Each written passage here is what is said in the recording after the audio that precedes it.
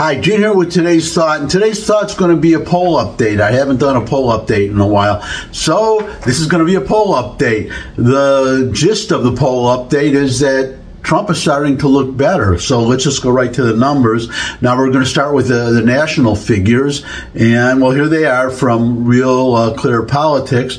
And you can see that, well, overall, that top line there, that Trump is up on the average 0.9, let's call it 1%, just about 1% over Biden. But look at those last three polls. Well, the last one in the third line down, so you see that was a tie, and you go back to, October 30th, and then you have Biden up 1, and then you go farther down, and you see Biden up 1, but otherwise it's Trump ahead all the way, or a tie, and the last two on near the top there, these are November, so both polls are November. These are all the November polls so far, and in one Trump is up 3, and one Trump is up 2, and the one where he's up 3, that is likely voters. So this is these are voters who have a history of voting in elections. They're likely to vote. They're not just registered. They're not just all adults.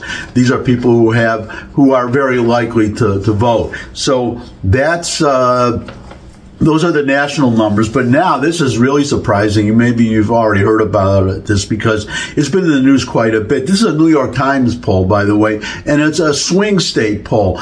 The 6 states, swing states, well, as you know, for instance, New York and California, they are blue states. They are so liberal that you know that you're going to vote for the Democrat candidate, no matter who it is. And then you have states like Texas, Indiana. You can be pretty sure they're going to vote for the Republican candidate, whoever it is.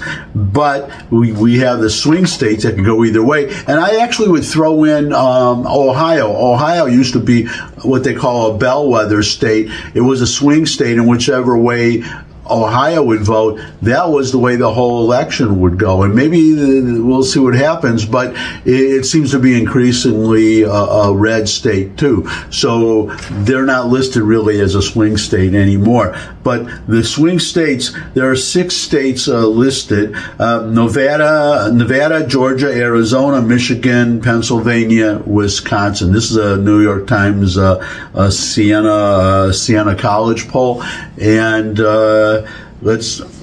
here are the numbers. Let me just put them up there for you. And you can see Trump is leading in 5 of the 6. He leads in Nevada, Georgia, Arizona, Michigan, and Pennsylvania. And Wisconsin is the only state where Biden is leading, and you can see he's leading only by 2 points. So that's looking increasing. Now, this is a snapshot, of course, of what would happen, might happen if the election were held today. But I say might happen because polls are not always 100% accurate, and so who knows what the actual voting would be. But it's a snapshot of what would happen today. So anything could happen between now and the actual election. Remember, Trump is on, 4 trials, well, so far they seem to be making him stronger. They're actually making him stronger, so that's very interesting. But Biden, that phrase that was always used so often against Trump during the Russian collusion hoax, that the walls are closing in on Trump. Of course, they never did, but it's looking like the walls are closing in on Joe Biden. You're starting to see David Axelrod had well, I can't call it a tweet anymore because I guess it's called X. So it's an X post, formerly known as a tweet, on X, formerly known as Twitter. But he's urging, he's the latest in an increasingly growing crowd of Democratic operatives calling on Biden to step down. Meanwhile, the deadline by which any he would have to step down, the deadline for any challenger to register, that's closing in fast. So I'm pretty sure Biden is going to be the nominee. So that's well, it's their problem. It's their problem. But you're seeing more and more calls for him to step down. But finally, I just want to give you the betting average.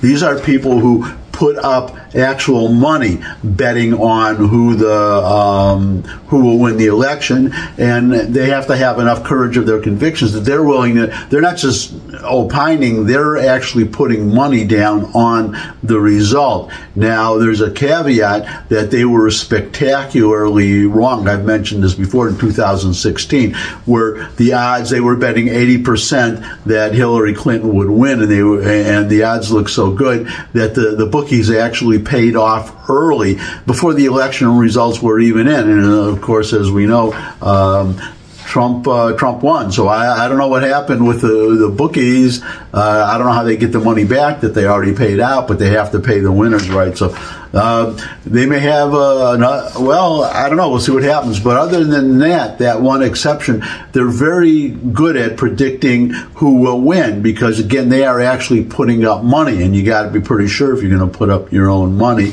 And in that respect, Trump is leading by 4.4, almost 4.5 points. That's the gap, and that's the widest it's been. Now, Biden has been comfortably ahead until a few weeks ago, and then Trump started to pull ahead by little, and then he was about 1.2 points ahead.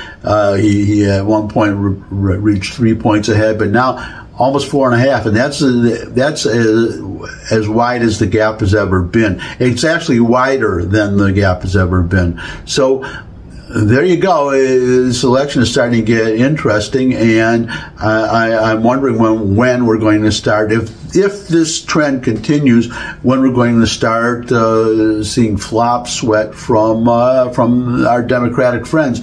And actually, I would throw one more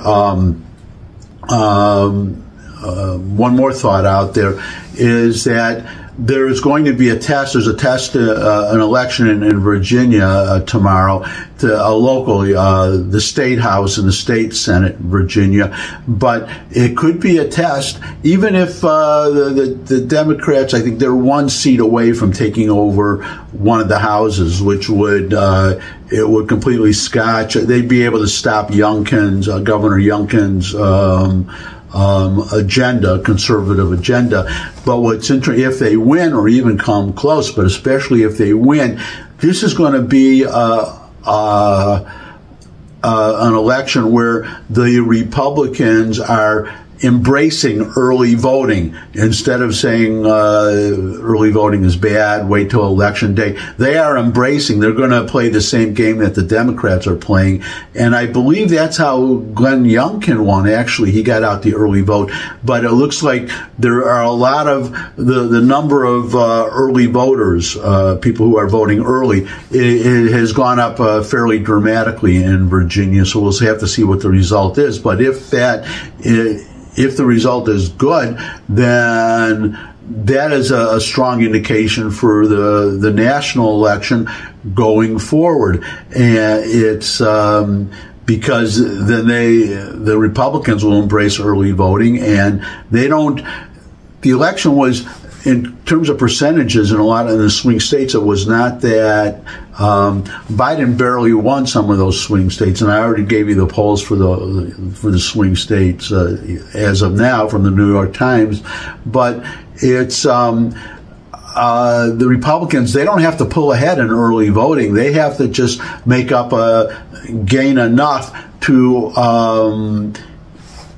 offset, Herschel Walker, for example, Herschel Walker in that election, Georgia, he won. He got 57% of the vote on election day, but he lost because the Democrats did better, and they spent a whole month on early voting, and that wasn't enough to offset Walker's lead. But you can see if you have a Republican candidate ahead, who gets 57% on election day, he doesn't have to. That candidate does not have to be even, never mind ahead, doesn't have to even be even with the Democrat in the early voting, just has to get enough votes to, for the 57, so instead of 57%, then he'll win by, instead of getting 57%, then he gets 51%. Then so it's still a win. A win is a win. And I'm going to throw in one last thought since I'm on this subject and we're talking about elections. Landry in Louisiana, he pulled an amazing upset. They have what they call a jungle primary, where anybody can, it's not just one person from one party. Everybody enters, whoever wants to enter, and there were, I think, 15 candidates that entered. So the odds are very small. What happens is where the top two vote getters, and they have a runoff. And so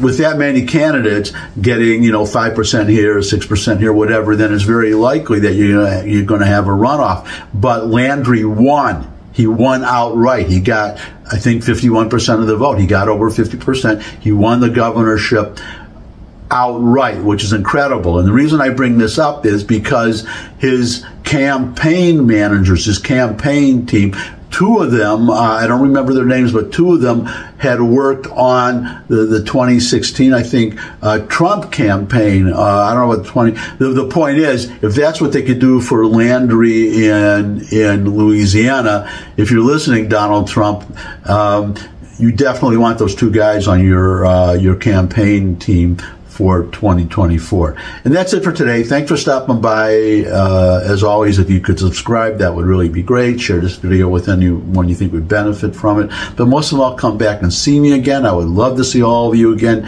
And until I do see all of you again, bye.